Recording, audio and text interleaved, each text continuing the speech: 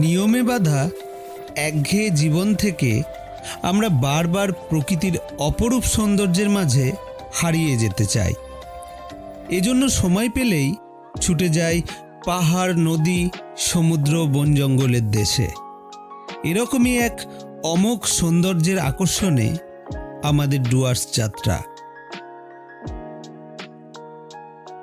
পূর্ব হিমালয়ের পাদদেশে পশ্চিমবঙ্গের দার্জিলিং জেলার উপর দিয়ে বয়ে চলা তিস্তা নদীর পূর্ব পার থেকে অসমের ধানসিঁড়ি নদীর পশ্চিম অংশ পর্যন্ত বিস্তৃত প্রায় ৩৫০ কিলোমিটার দীর্ঘ অঞ্চলকে ডুয়ার্স বলা হয়। ডুয়ার্স কথাটির অর্থ হল দুয়ার বা দরজা। আসলে এই এলাকা হল ভুটানে প্রবেশের মূল দরজা। বন্ধুরা, এই সিরিজে আমরা বাংলার ডুয়ার্স অঞ্চলটি ঘুরে দেখব এবং আমাদের সমগ্র ট্যুরটি কয়েকটি পর্বে আপনাদের সামনে উপস্থাপন করব। পশ্চিমবঙ্গের ডুয়ার্স অঞ্চলের অন্যতম গন্তব্যগুলি হল গরুমারা, জলদাপাড়া, চিলাপাতা, চালসা, মেটেলি, ঝালং বিন্দু, বক্সা জয়ন্তী সহ আরও অনেক অনেক জায়গা।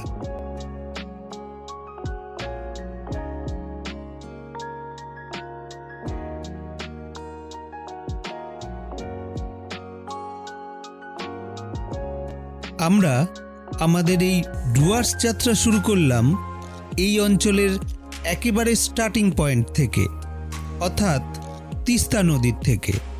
আজ উঠব চালসাতে। এই ভিডিওতে আমাদের গন্তব্য চালসা, মেটেলি, সামসিং, রকি আইল্যান্ড, সুনতালেখোলা আর মণ্ডলগাঁও। আজ ডুয়ার্সের এই সকল ভ্রমণ স্থানগুলি আমরা ঘুরে দেখব এবং আপনাদেরকেও দেখাবো। এজন্য ভিডিও শেষ পর্যন্ত টু বোহেমিয়ান ট্রাভেলার্সের সঙ্গে থাকুন। আর বন্ধুরা, যারা এখনও আমাদের চ্যানেলটিকে সাবস্ক্রাইব করেননি তারা অবশ্যই চ্যানেলটিকে সাবস্ক্রাইব করে দেবেন।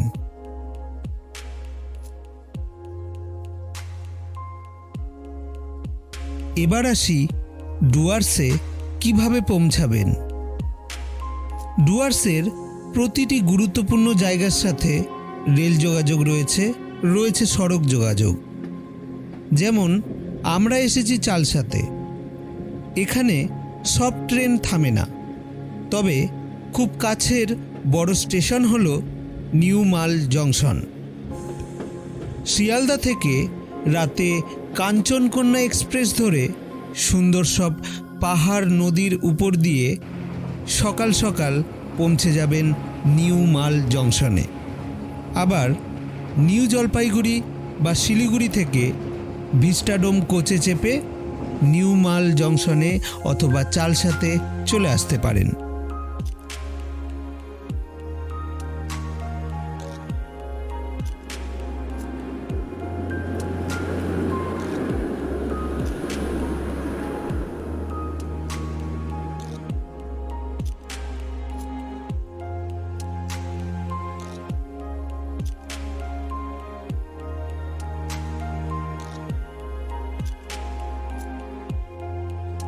যদি চান সড়ক পথে শিলিগুড়ি থেকে মালবাজার পর্যন্ত বাসে করেও চলে আসতে পারেন।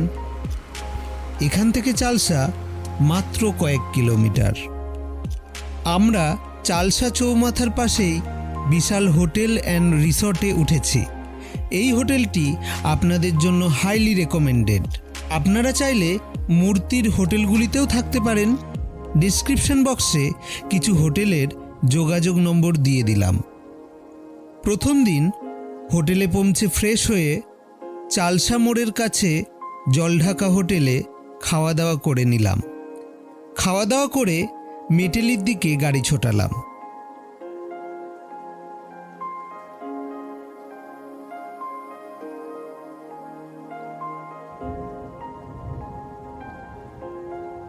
একটু এগিয়েই চালসা ভিউ পয়েন্ট থেকে সবুজে ঘেরা ছোট্ট শহরটাকে এক ঝলক দেখে নিলাম। এবার বলি আপনারা কখন ডুয়ার্সে বেড়াতে আসবেন। বন্ধুরা, আপনারা বছরের যে কোনো সময় ডুয়ার্সে বেড়াতে আসতে পারেন।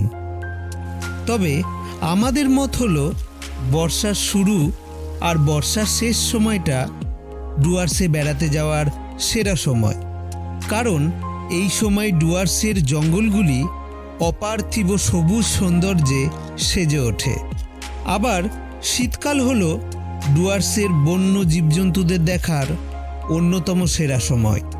তবে আপনারা যারা জঙ্গল সাফারি করবেন ভাবছেন, তারা জুন মাসের 15 তারিখ থেকে সেপ্টেম্বর মাসের 15 তারিখ পর্যন্ত ডুয়ার্সে যাবেন না, কারণ ওই ভরা বর্ষার সময়টা এখানের জীবজন্তুদের ব্রিডিং সিজন। এই সময় প্রতিটা অভয়ারণ্য পুরোপুরি বন্ধ থাকে, আর তখন জঙ্গল সাফারি একদম বন্ধ। চালসা থেকে মেটেলির দূরত্ব মাত্র 8 কিলোমিটার। মেটেলির বিস্তৃত চা বাগানগুলি অপার সৌন্দর্য নিয়ে আপনাদের জন্য অপেক্ষা করে রয়েছে।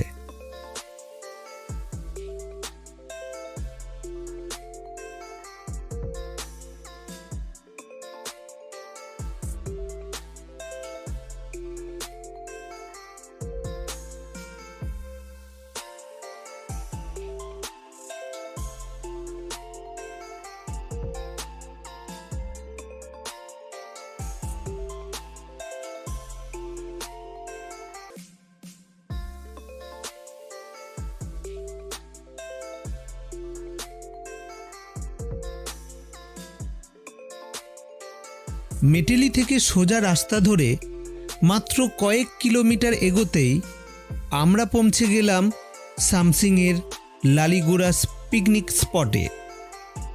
এটি এখানের জনপ্রিয় একটি পিকনিক স্পট ও ভিউ পয়েন্ট।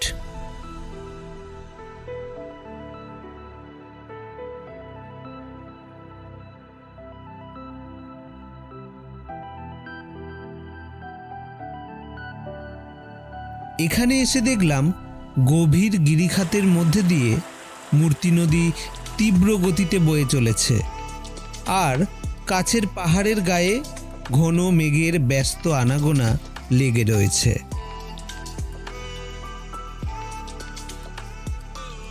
ভিউ পয়েন্ট থেকে এগিয়ে চললাম রকি আইল্যান্ডের দিকে।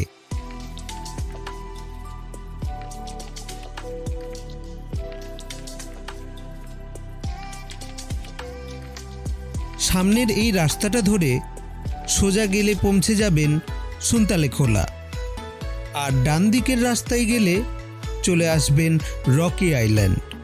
আমরা প্রথমে যাব রকি আইল্যান্ড, তারপর সুনতালেখোলা। পথে ছোট্ট একটা বাগানে কিছু কমলা লেবুর গাছ দেখতে পাবেন। আমরা জুন মাসে এসেছি, এজন্য কমলা লেবুগুলো একেবারে কাঁচা। ডিসেম্বর মাসে এলে দেখবেন এগুলো সব পেকে গেছে। এই জায়গাটির নাম রকি আইল্যান্ড হলেও এটাকে ডুয়ার্সের কোনো দ্বীপ ভাববেন না। আসলে এখানে মূর্তি নদী পাহাড়ি পথে সোজা নেমে এসেছে, আর সঙ্গে নিয়ে এসেছে বড় বড় চাই পাথর। এই রক বা পাথরখণ্ডগুলির জন্যই জায়গাটির নাম রকি আইল্যান্ড।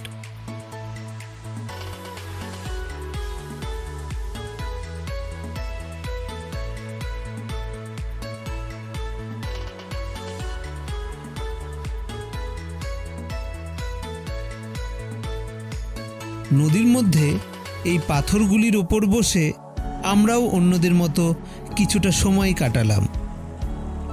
আপনারা চাইলে এরকম সুন্দর পরিবেশে একটা দিন থাকতে পারেন। এখানে কিছু হোমস্টে রিসর্ট পেয়ে যাবেন।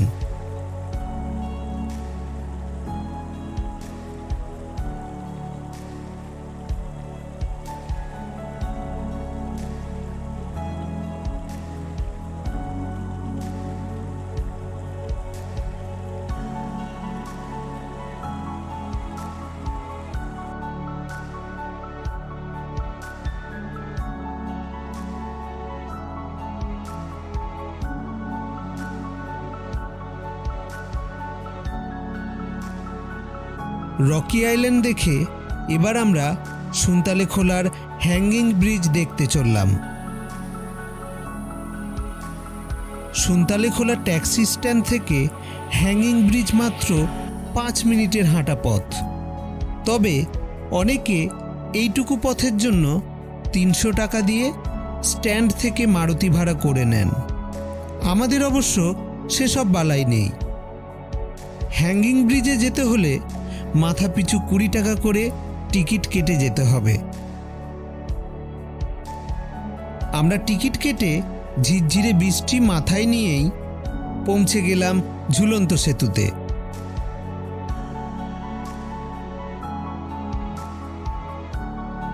লোহার কেবিল তারে ঝোলানো কাঠের ব্রিজের নিচ দিয়ে বয়ে চলেছে সুনতালেখোলা বা সুনতালে নদী।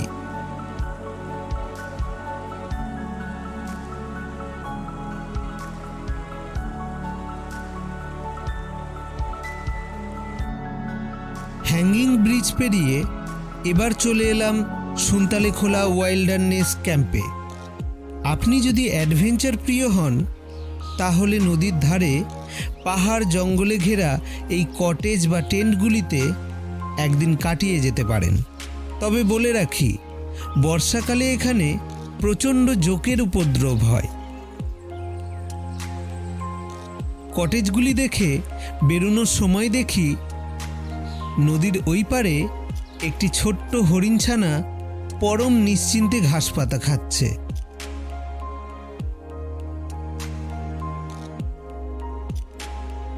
সুনতালেখোলার একটু দূরেই আরেকটি নতুন ভিউ পয়েন্টের খোঁজ পেলাম, মণ্ডলগাঁওয়ের চাকলে ভিউ পয়েন্ট।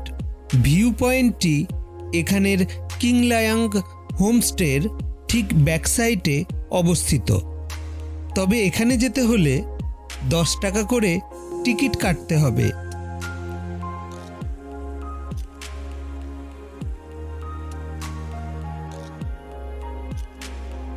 এখানের ভিউ পয়েন্ট আর সুন্দর সাজানো গোছানো মণ্ডলগাঁও দেখতে আপনাদের অসাধারণ লাগবে।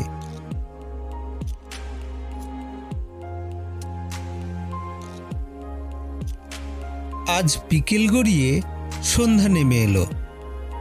আমরাও পাহাড় জঙ্গল চা বাগানগুলিকে পিছনে ফেলে রেখে হোটেলের দিকে চললাম। কাল যাব ঝালং বিন্দুর দিকে।